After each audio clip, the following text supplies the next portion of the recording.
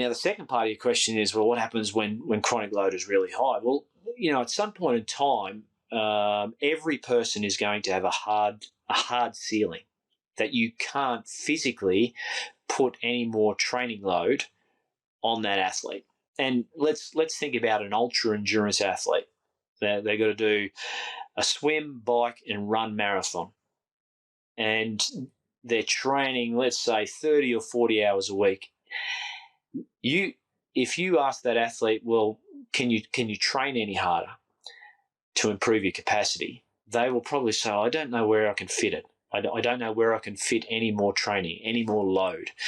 But then the second question you ask them is, well, do you want to improve capacity? Of course, they're going to say, yeah, I definitely want to improve capacity. I just don't think I can train anymore. So we go back to, well, how do you improve capacity? You can either do it on the front end through progressive overload. Well, there's no more training time, so we can't do that.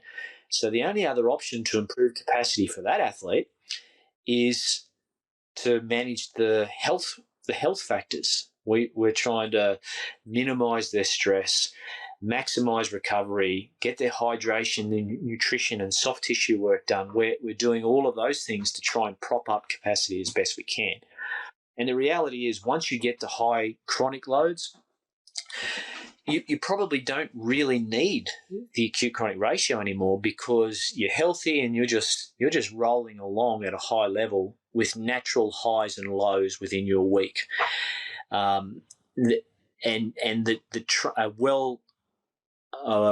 well-planned training schedule will take care of most of the progression challenges. Then you may not even progress loads in that sense. You might just hold the load constant, and all you're trying to do is just regulate load throughout the weeks by having some high days and some lower days, and you're getting